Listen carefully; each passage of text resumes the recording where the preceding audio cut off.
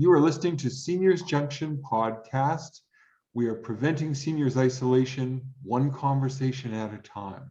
Your hosts today, Namrata Bagaria, and myself, Paul Merkley. We're the co-founders of Seniors Junction. Our very special guest today is Scott Smith, National Director of Resident Programming for 5-Star Living. Welcome, Scott. Thank you. It's a pleasure to be here. Could you tell us a bit about yourself and what you do? Yeah, like you said, I'm Scott. I'm from 5-Star Senior Living. My title, you kind of read off, the National Director of Resident Programming. A fancy way of saying I oversee all of the programming for our assisted living and our independent living communities. So we have 138 communities. I oversee the programming there and act as a coach and a resource for what we call Lifestyle 360 directors, who are in the community providing outstanding engagement for residents.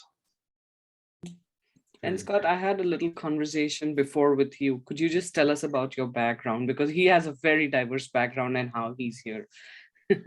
Yeah, so I did not come about this the traditional way. I've actually never worked in a community. By trade, I'm a teacher. I was a high school teacher teaching at-risk kids here in Colorado. I kind of transferred from that into a counseling role where I was a counselor at a juvenile correctional facility, working with, again, at-risk kids.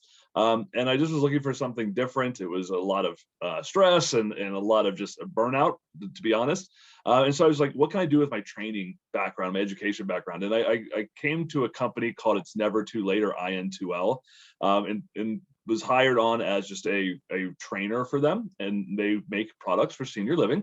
So I was able to go into hundreds and hundreds of senior living communities implementing a software designed to engage residents. And that was my foray into senior living. I'd never been in a building before that. Through those relationships, I was offered a position similar to this with another senior living company. And so I worked for them for a little over a year, and then I've transferred over to 5-Star. So definitely not your traditional way of falling into the role that I'm in right now. And so I think that lets me see the industry almost like from an outsider's point of view, even though I am an insider now. Okay. And that makes it such a different podcast for us because we've been doing it for so long. It's always fun to hear something different. And my question to you is, Scott, you must have encountered social isolation in senior living. And so can you tell me what are the pain points for the problem?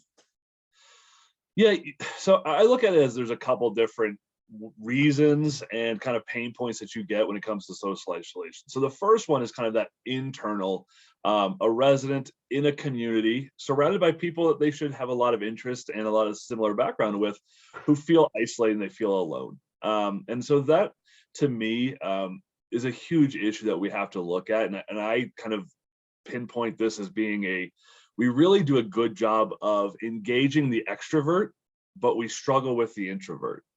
And I look at someone like myself who I don't enjoy being in large groups too often. There are times for it, but in my day-to-day life, I don't want to hang out with 25, 30, 40 people all throughout the day. That's exhausting to me.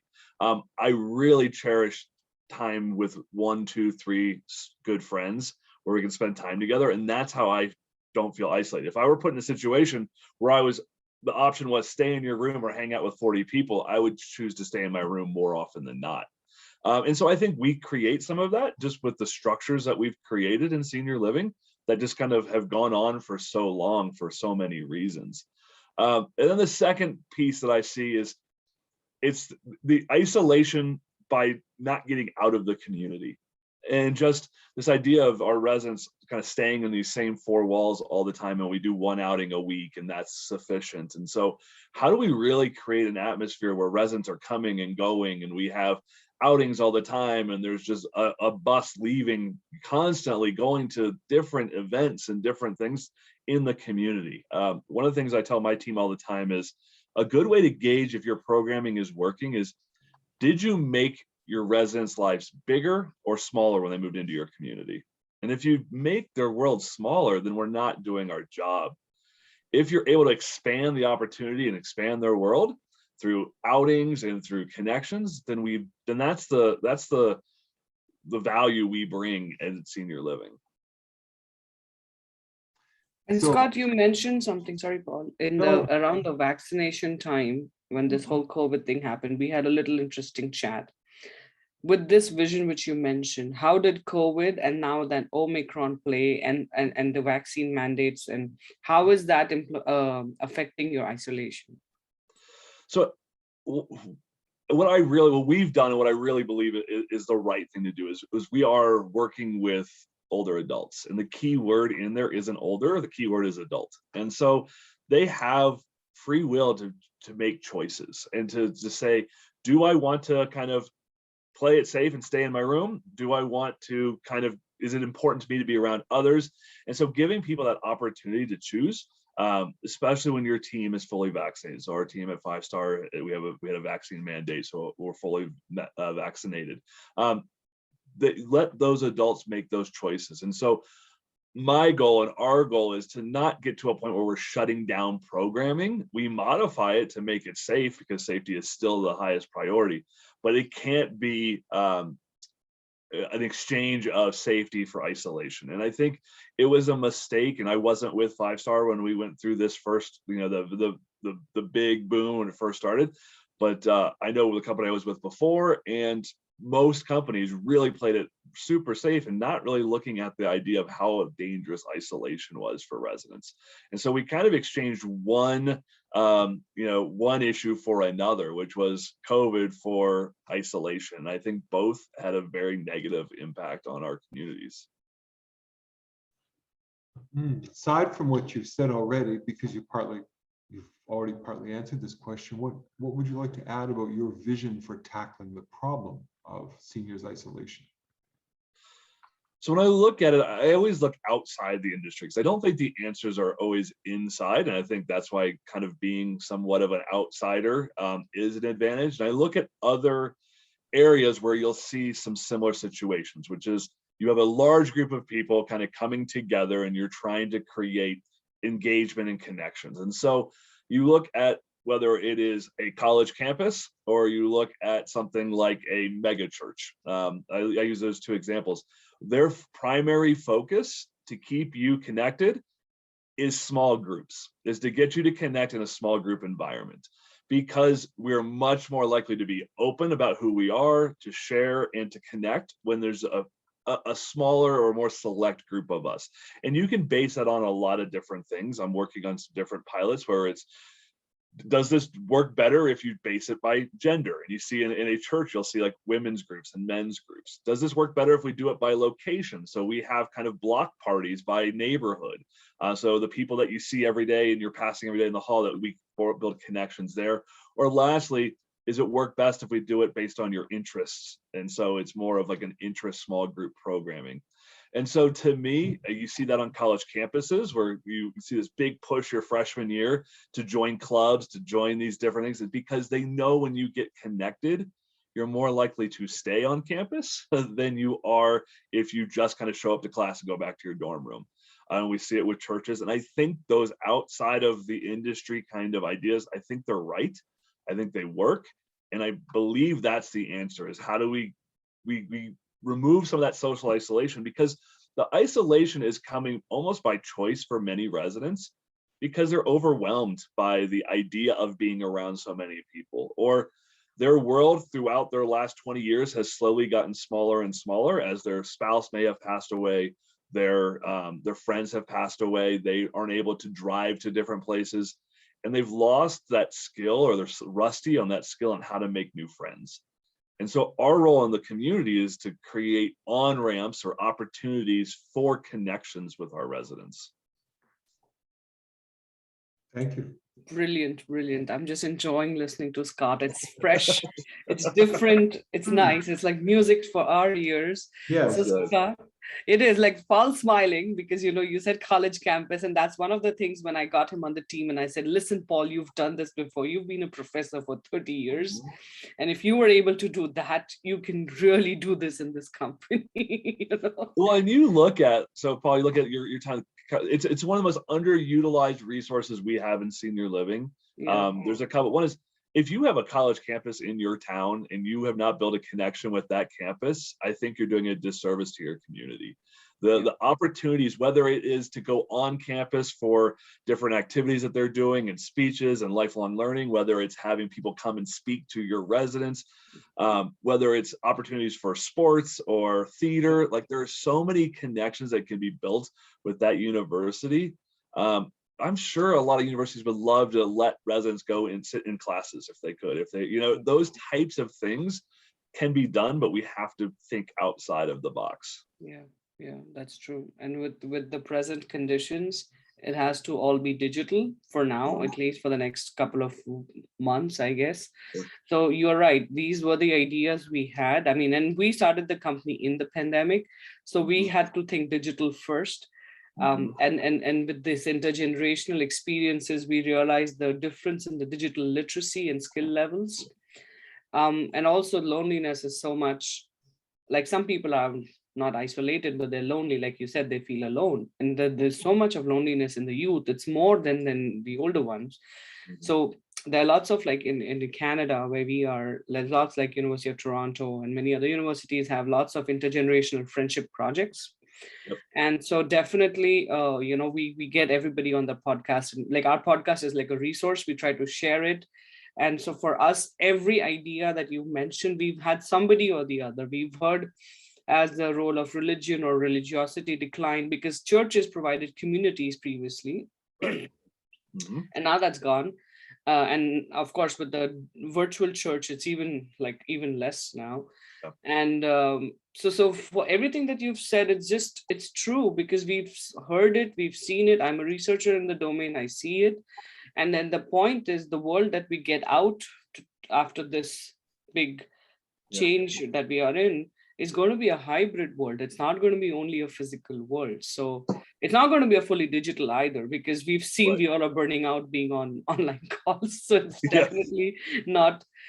But you will see that certain people will have virtual addictions. You'll see metaverse addictions and those kind of issues come up, and that'll be mostly with youth isolation. But with intergenerational, there's lots of housing schemes that have started now. So I'm hoping. I mean, it's like back to the old-fashioned multi-generational households. You don't really have to do it with strangers if you can really get your family skills together. And it's all about, I guess, ego effacement, because you have to, in the end, like one of our researchers said, people who cannot control interpersonal reactions are more tending to be isolated, and people with lower self-esteem tend to be lonely. And that's her data that showed for the interpersonal level, apart from all the community and all those other things. So I think there's also a skill as a person you need to have. You cannot be obnoxious and expect people to connect with you. You have to somewhere control what you say, or be aware of what you say. And so given that you have such a beautiful vision about connecting and getting them out, so what are the barriers and opportunities to your vision? So I think the first one is just kind of the mindset of, this is how we've always done it. There is that mindset, right? This is just how we do it. I think that's our sales cycle. yes, for sure. And then I think the other piece of it that we're not really looking at is we want to lump everybody into one group and going, oh, they're older adults. And you and I talked about this the other day, which is, you're looking at two generations that are considered seniors, right? Maybe even, so you're looking at, and I'd say in most communities, you're looking at an age gap between maybe late 60s, early 70s, and it's like your late 80s, early 90s. So you're really looking at 20 to 30 year age gap in there. And we're pushing them all together going, hey, we're going to engage you all the same way. And we're not looking at that as a like an intergenerational type of a thing. And so, you look at somebody, I look at music, right? We know the power of music and how music brings people together. And in the studies that I've read, you're really looking at your teenage to your early 20 years. That's the music that's going to stick with you. And so when we do these types of things, whether it's in a memory care community or in an AL or an IL, we kind of are just saying, oh yeah, that 1950s music or that early 60s music, that's their music. It's like, no, not anymore. You're looking at late 60s, 70s, 80s. There's a lot of people. So the idea that you can just put on a Frank Sinatra album and everyone's going to engage with that doesn't exist anymore. It may be 10 or 15 years ago. So it's thinking of going, hey, we have multiple generations living in our own building. Exactly. So that's a big one. The other one is just, It's resources. It's, it's a mindset shift from that we are a medical model. We are here for the sort of the medical model versus this is a lifestyle. And so Exactly. really flipping that and going, hey, we need to be creating a lifestyle, not serving a medical need or a clinical need. And that goes from everything we do, from how our dining looks. You walk into a community, it should feel like a restaurant, right? Or your home, depending on the style you want, not a cafeteria or a hospital. So those types of things, I think, they're hard shifts that we have to make. And I think bringing people in from the hospitality side of things can really help with this, rather than just the senior living, clinical, medical. And I saw a smile, so I must have hit on something there. No, I laughed because we had a guest who said, so he was one step ahead from what you said. You said this, Yep. and he was again CEO of another senior living. Yep. He said we need to shift from hospitality to thinking this is my home. You don't want to eat in a hotel 365 days, So you have to think community. I said, okay. Well, I think it goes both ways. I think there are, depending on where you're from and your background, there are differences. But I would also argue with we used to say home all the time, but then you have high turnover, and I don't have people who I don't know their name walking through my home. Exactly. Right. So there's also a reality of where you are, and saying, I'm trying to make this my home, feels disingenuous at times. Right. And so like we all, if I was in college, we lived in a dorm, like that never felt like home, but it was a fun and great environment, and it was a place I loved and enjoyed, but it didn't feel like home to me. So I don't know if I understand that. I do think there are some communities that's the design of it, but I can't have a 500 a room community and say that's going to feel like home for somebody. Unless they live in a multi-story in India, then they can feel home, because that's how exactly, or a New York City high rise, right? But I do think there is a value of saying, hey, how do we create stress-free living for you? How do we create this, like, take away all the stuff that you used to have to worry about and just come here and enjoy life? And that's a lifestyle shift. Very good. What advice would you have for a company like ours? There's a couple, and I worked from a vendor. I did that for 8 years. That's kind of my start in senior living. And so some of the things that I kind of didn't know when I got into this industry, which I think you guys probably have passed that part, but is really understanding how a community operates. What is the operational flow of communities, and how do you insert yourself into that flow? Very rarely is a community or a company going to redo everything for a program or product. It has to fit into what they are currently doing. That's a big piece of it, is just understanding the operational flow of communities. Who are the people who have the sway in the building? I know for when I was working with It's Never Too Late, a lot of my work was done with those activity professionals. So, and what we learned is that's great, but it's not going to stick. It needs to go above that. And so who's the highest person on the food chain that you can really connect with and get them to kind of buy in?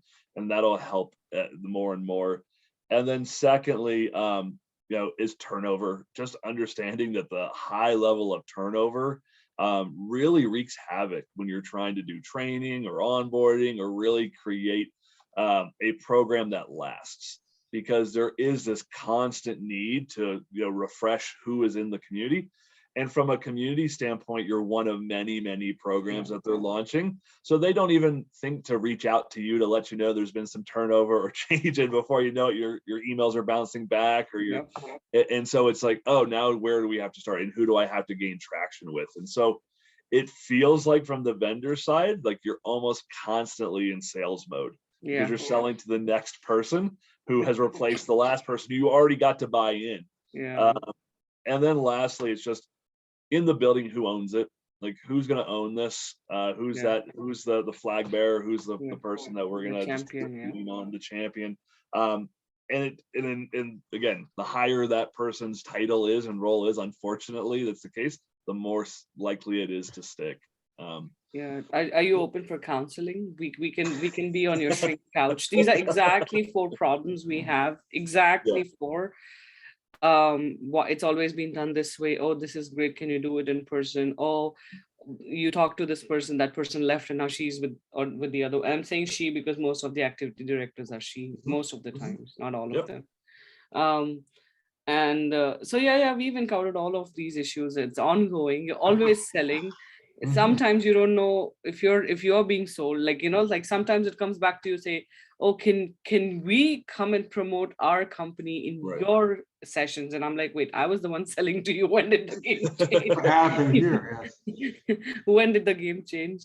So So, yeah, yeah, it's and I funny. look at it, and so for me, so let's say something like from my department, which is overseeing kind of those activity professionals, what knowing the flow that I have as the person overseeing that is really valuable to you. And so for me, for example, I meet once a month, I do a monthly call, and I'm always looking for guest speakers and people to come in and talk and to kind of educate people. And so you getting into that flow with the customer, right? So that you're in front of people maybe once a month for 5, like that is how it stays versus just saying I'm going to deal with one community at a time. It's really difficult because of that turnover. Somebody in a role from that corporate side is much more likely to stay for longer. And that's not always guaranteed, but it's just, it was the bane of my existence as the director of implementation for a tech company, which was I was implementing in the same communities over and over and over again, or somebody left and I didn't realize the program had fallen flat and we needed to re-implement that. And again, how many resources do you have to continue to retrain people you've already trained and invested in? Yeah, and also the IT infrastructure, right? If their Wi-Fi conks off, which it does more than not, because at this stage it's not even now after 2 years of pandemic, it's still not a high priority because many people don't still use internet. So for us, I mean, a completely virtual programming, you need internet, like, and a device, like, so we are. And that affects the quality of our experience. So yeah, there's lots of things we're figuring, we're piloting, we learn, hopefully. We're hoping some early adopters, companies, because we've seen a shift. Like we've interviewed so many people.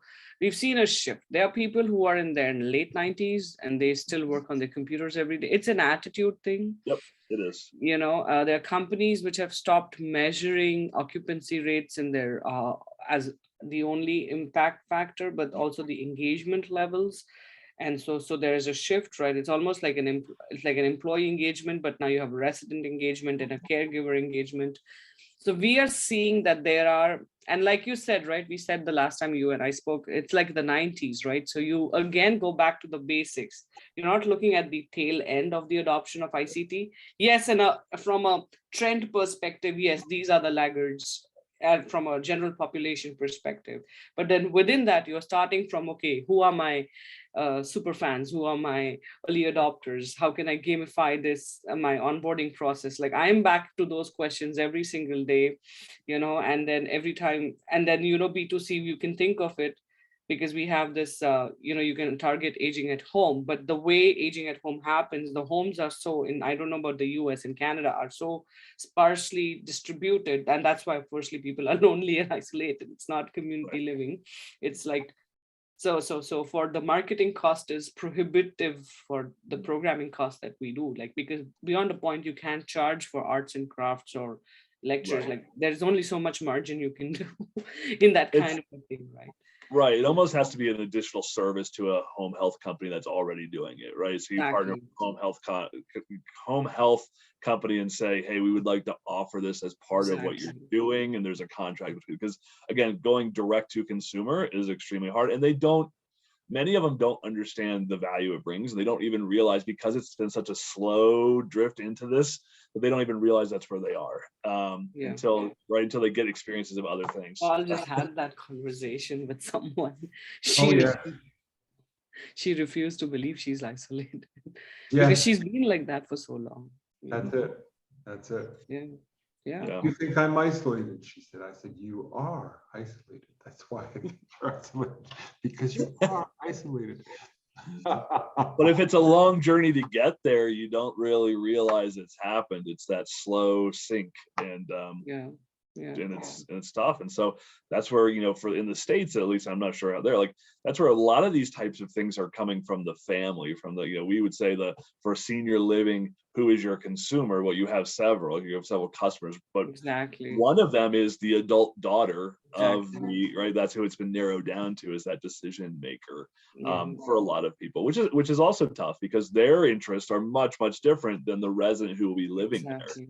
So the Exactly. adult daughter's number one filter is safety and clinical. I want Yeah. mom to stay alive and as long as possible. And the resident is like, hey, I want to enjoy life. I want to have fun. I want to, and so the two customers have very different Different goals. Yep. filters.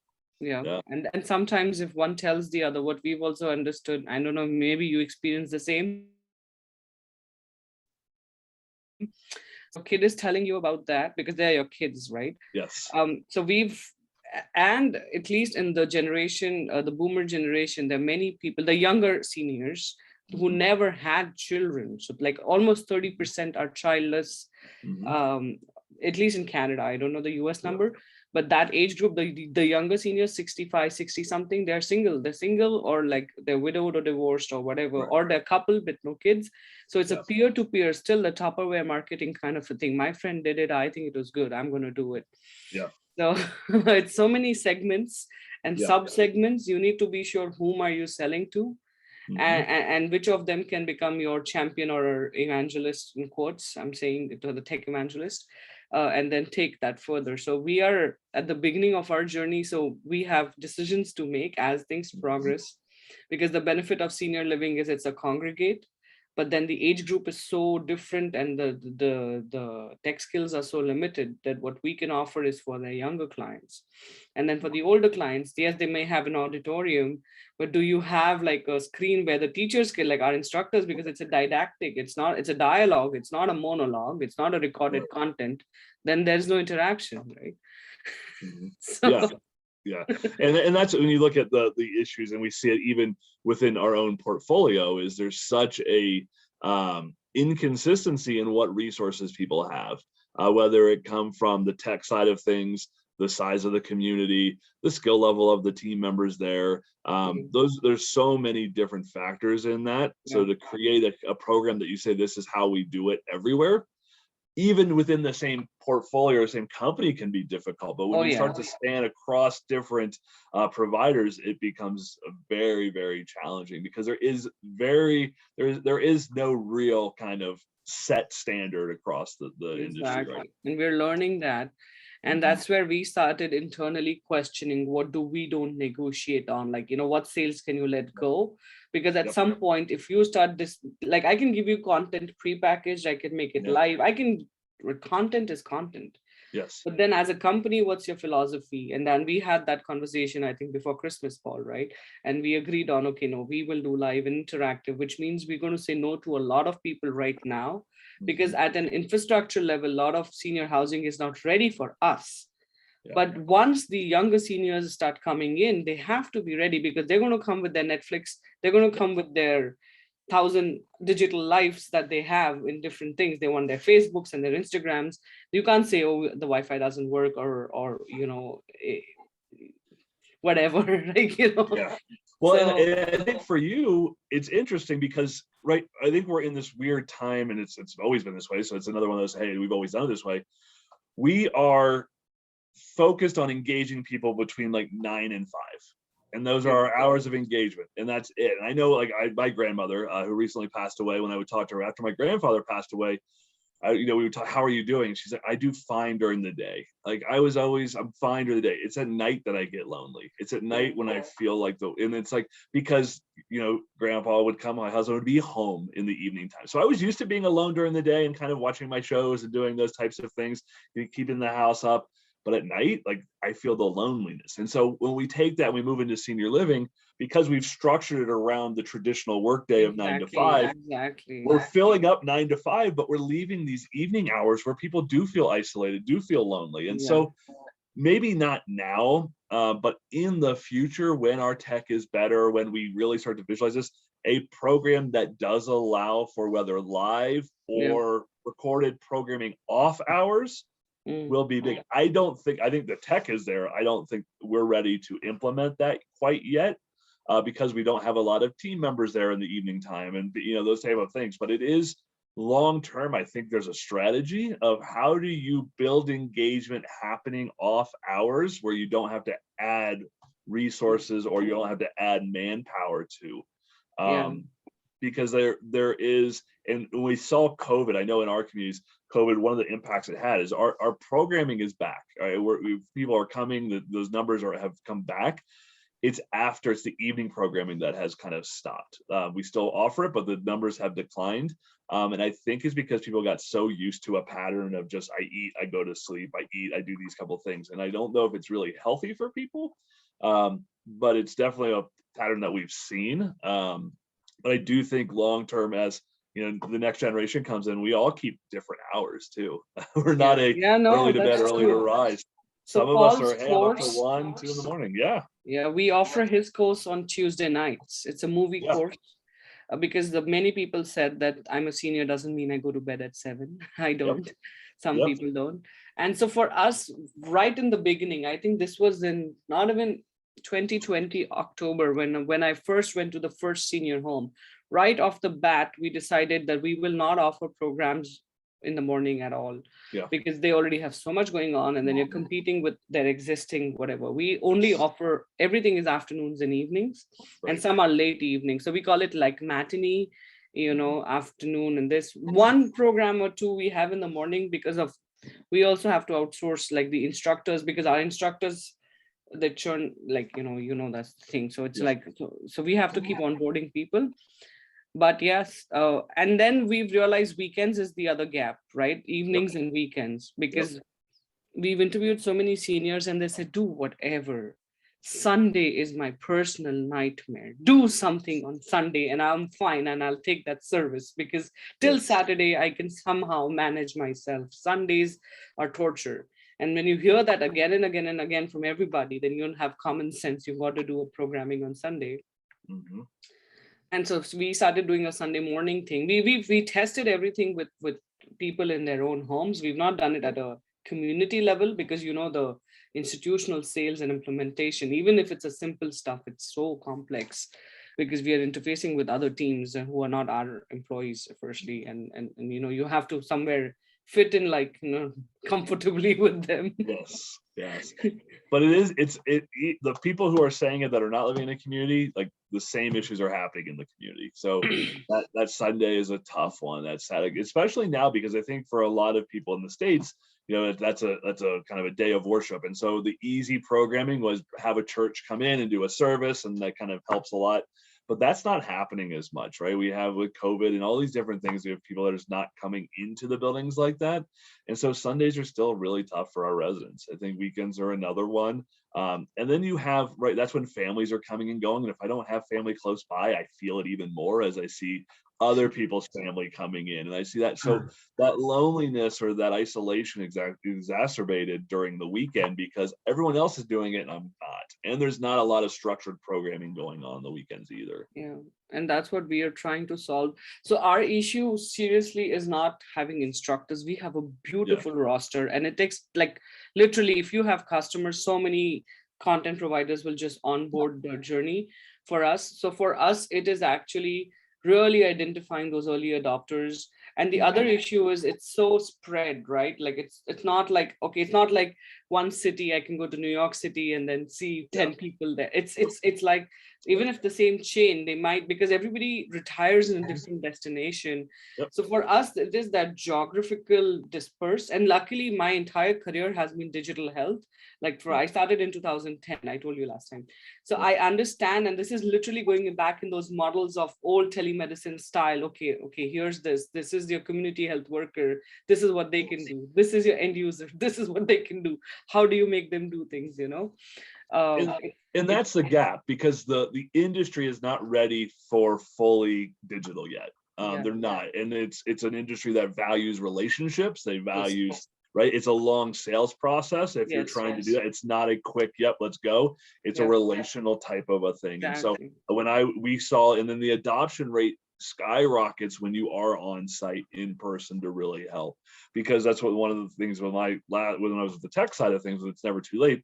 I went to 49 of the 50 states installing and training, and I went all through Canada because, like you said, that customer base is spread out. It's not geographical, but we saw such an advantage, and we saw so much stronger implementation and usage when we were on site to get them started because of just that, it's again that traditional mindset. Now, hopefully, that one of the positives that comes out of COVID is people feel more comfortable doing Zoom calls, and they understand that this is a normal way of communicating now.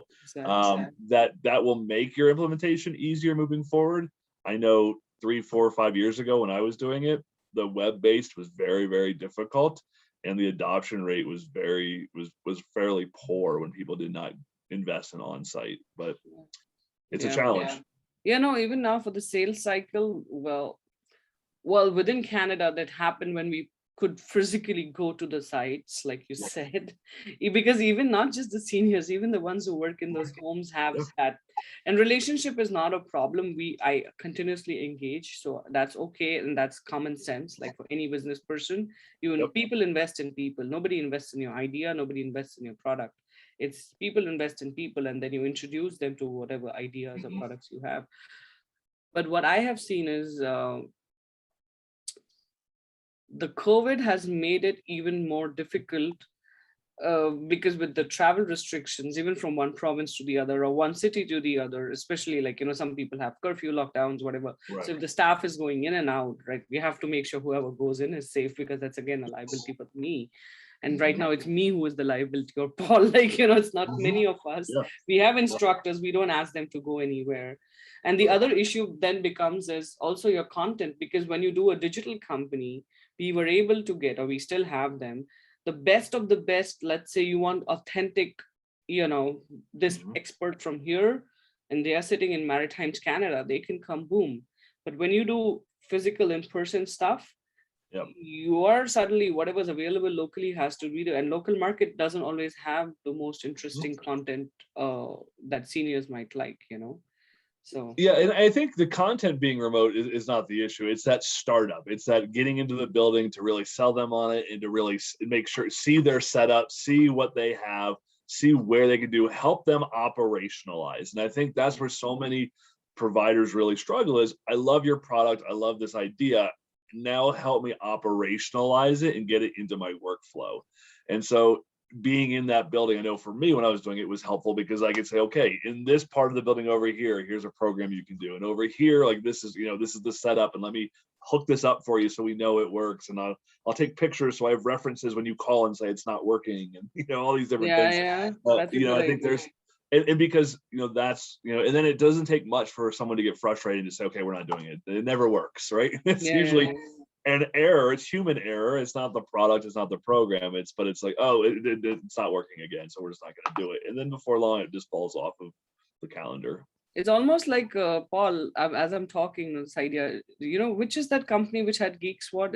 It's Best Buy. Best Buy, yes, it's Best Buy. That's how they made their company. It was through that Geek Squad, right? And we might need a senior Geek Squad. I'm not joking. No, there's a value in it. Some residents, that's what we were thinking. There will be two kinds. One will be those, the ones who are those, we've interviewed many of them. They are like fireworks. Like those people have so much energy and positivity and force of nature, right? You need them on your team. I was doing a talk with somebody, and one of the things that came up, we were talking about, just life in a community, COVID, all those things. When I was with my last company, one of the things that we had to do during COVID, it took us a little bit to figure this out, was we had to call families and go, when you come to visit your mom, your dad, your loved one, what are the tasks that you're doing? And the number one thing that they needed our help with was making sure their mom or dad's cell phone was charged. And so we literally had a schedule that we made of every single room, and we would say what time we were going to go in to make sure that their cell phone was charging. And it became a operational task that we had to do, and we had to assign to somebody. It became part of their checklist, was go to the rooms and make sure their cell phones are charged.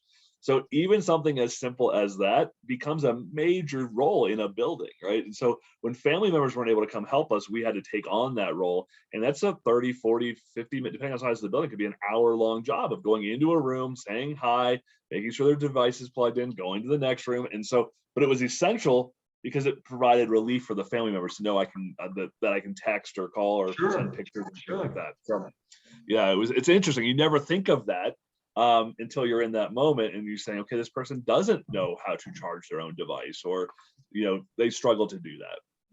Oh, this is such a great conversation. Paul, you want to go with the last comment? Sure. So when people want to get a hold of you, how should they do that? How can they reach you? Yeah, I'm not really the social media mogul that many people try to be in here. I am on LinkedIn, so Scott Smith with 5 Stars Senior Living. It's probably the best way to get in contact with me. I can also give out my email address, which is another way if somebody wants to reach out if you have questions or want to chat. It's smith14 at 5ssl.com. So smith14 at 5ssl.com. Rolls right off the tongue. But those are the 2 best ways to probably get a hold of me, or just to chat. I would love to hear people and their thoughts on this. Thank you. Thank you very much for this conversation. Yeah, it's therapy for us. Thank you. Oh, I loved it. Thank you so much. I was glad to join, and it was a pleasure for sure to meet you guys and hear a little bit about what you're doing.